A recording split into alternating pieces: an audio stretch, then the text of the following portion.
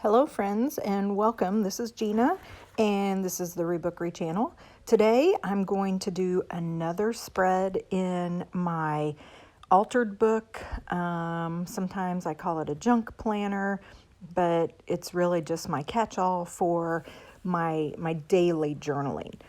So I will link below the previous videos. If you have not been following me in this series, I will put the other videos down below so that you can see how I put this book together and what I've also done previous to this spread.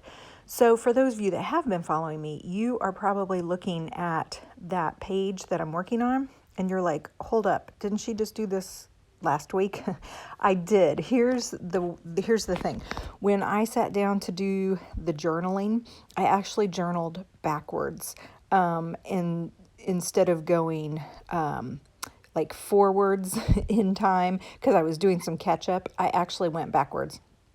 So I thought that showing the video chronologically for you guys would have been easier for you all to understand. So that's why I showed you the previous page, which actually was the earlier page. And if you're thoroughly confused, don't worry about it. No big deal.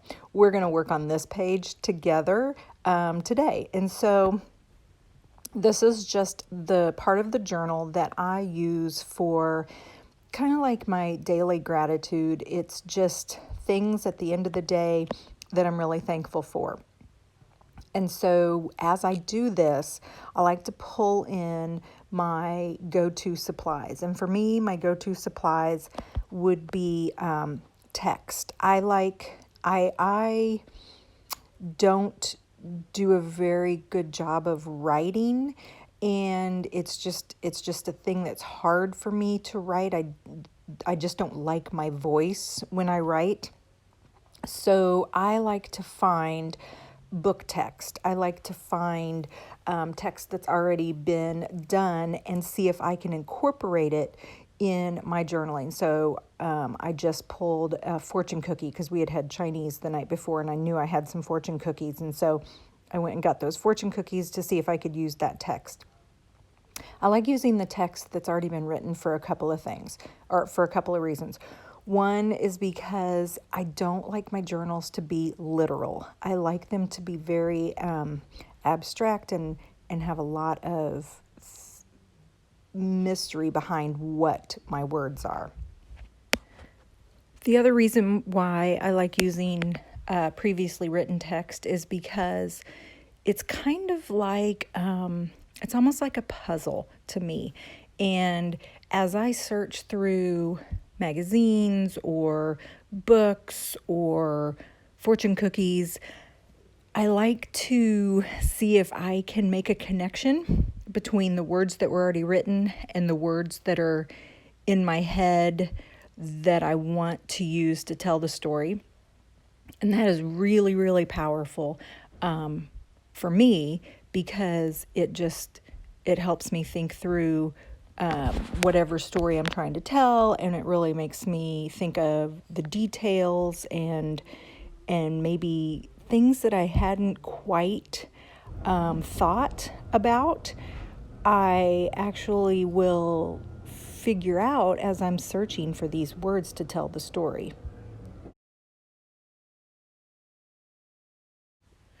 And of course, there is another reason why I like using already written text, because I am a forever repurposer. And so using something that, like, I use this Dick and Jane book I've showed you guys before, and it was awful. It was ripped. It had coloring and marks in it. It was like cut up, and I paid way too much for it at an estate sale. But that to me is so cool because it was going to go in the trash. I don't think anybody in their right mind would have bought it except for me. And now I'm getting to use that in a different way. And so that's another reason why I like using books and other words and images that were designed for something originally, but have kind of worn out their welcome and just gives everything a new life. So in part of my process, and I was really thinking about this yesterday because I spent a lot of time outside yesterday. It was finally cool enough to go outside, and I spent a lot of time outside yesterday journaling. And basically, I was taking a look at my process, and I'm like, I have the same process, and I'm trying to define it. I guess was what I was really looking at yesterday. But I start with this layer, and again, this is a page that already has marks and stuff on it. When I'm trying to tell the story, I start with this first layer of the pictures that are in my mind. Or if it's a really powerful word or something, I need to get that out first. And so you see that I wrote the word educate.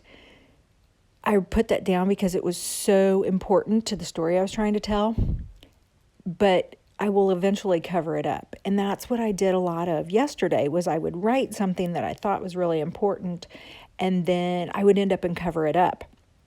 And that's okay. A lot of people freak out when you cover things up. And if you don't want to cover things up, absolutely don't do it. I like to cover things up because it just adds layers. Layers to my story, layers to my thoughts, layers to the art, to the page. And then what happens is, as I keep adding more and more words or images or drawings or doodles or just dots of paint or marker, the importance of the words or text or images that I put down on that first layer, if it's really, really important, I'll go back and write over it again. And that's exactly what I do with that word educate, is I covered it up, and then I was like, no, I want that word to really stand out. And so I go back and I write over it again. And that's okay, because in the end of this whole process, this whole journey of this little spread I did, educate was like the foundation to the whole story. It was what I wanted to stick out. And so I wrote it on that bottom layer, and I did all the stuff I needed to do, and then I go back and I write it again. And honestly, I think since I've done this page, I've actually gone back over it a couple of times, just adding some gel pen or another layer of marker just to make it stand out. And so that's my process. That's my way of thinking when I journal. It's just all about these layers of my story, and it's almost like the important stuff rises to the top, and I can put in all these little bitty details, and some of them mean things, like I can draw flowers and dots and add little doodles, and maybe they mean things, and then maybe they don't mean things. Maybe they're just that. They're just doodles. They're just ways for me to make myself happy by putting some pretty little flowers on a page or something. And so the final thing that I always like to do on a journal spread, and I caught myself doing this a lot yesterday, is I like to do that. I call it pen work, but I like to go back with, and I love gel pens, go back with gel pens, or go back with a black pen or a black marker and just highlight or outline things. And then that kind of puts that finishing touch. And so that's kind of when I know a page is done, when I've done all those finishing touches. So guys, thank you so much for hanging out with me today. I know I just kind of got really deep there.